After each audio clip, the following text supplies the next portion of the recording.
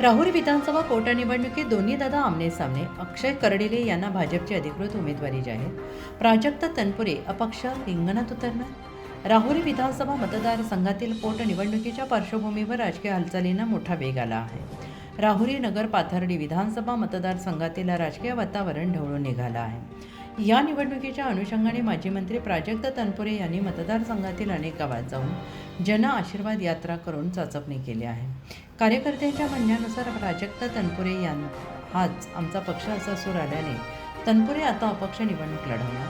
दिवंगत आमदार शिवाजीराव कर्डिले यांच्या निधनानंतर ही जागा रिक्त झाली असून आता राहुरी मतदारसंघात थेट माजी मंत्री प्राजक्त दादा तनपुरे आणि युवा नेते अक्षयदादा कर्डिले अशी आमनेसामने निवडणूक रंगण्याची चित्र स्पष्टपणे समोर येत आहेत. होणाऱ्या लढतीमध्ये दिवंगत शिवाजीराव कर्डिले यांच्या निधनाने अक्षय कर्डिले यांना मतदारांची सहानुभूती मिळणार का, किंवा जनतेच्या मतांतरावर तनपुरे विधानसभेत मंत्रिपदाच्या काळातील केलेल्या कामाच्या जोरावर या लढाईत बाजी मारणार का, याकडे अहिल्यानगर जिल्ह्यासह संपूर्ण महाराष्ट्राचे लक्ष लागून राहिले आहे.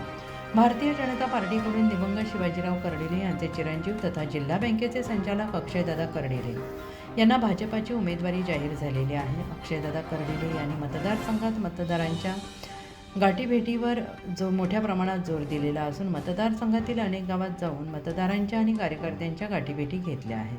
त्यांनाही मतदारांचा मोठा उत्स्फूर्त प्रतिसाद मिळताना दिसतो आहे. माजी मंत्री प्राजक्त तनपुरे सध्या राष्ट्रवादी काँग्रेस पक्ष शरद पवार गटमध्ये असले तरी ते पक्षाच्या चिन्हावर लढण्याची शक्यता कमी दिसत असून ते अपक्ष म्हणून रिंगणात उतरण्याची खात्रीलायक माहिती समोर येते. एकंदरीत प्राजक्त तनपुरे यांच्या निवडणूकपूर्व हालचालीवरून निवडणुकीसाठी आधीच त्यांनी जय्यत तयारी सुरू केलेली आहे. नागरिकांच्या दैनंदिन जीवनात येणाऱ्या अडचणी, मग पिण्याचे पाणी, शेतीची वीज, महामार्गाचे रखडलेले काम यासाठी रास्ता रोको आंदोलन करून त्या सोडवण्यासाठी मोठ्या प्रमाणात प्रयत्न केला आहे. सामाजिक धार्मिक कार्यक्रमांनी गळ्यात भगवी शाल, भगवी टोपी घालून त्यांनी मतदारसंघातील प्रत्येक ठिकाणी हजेरी लावून मतदारांना आकर्षित केलं आहे. या निमित्ताने प्राजक्तदादा आणि अक्षयदादा या दोन्ही दादांनी संपूर्ण मतदारसंघ निवडणुकीपूर्वीच पिंजून काढल्याने मतदारसंघात निवडणुकीचे वातावरण तापलेले आहे. दोन्ही नेत्यांची धावपळ वाढलेली असून दोन्ही नेत्यांच्या कार्यकर्त्यांमध्ये नवचैतन्य निर्माण झालं आहे.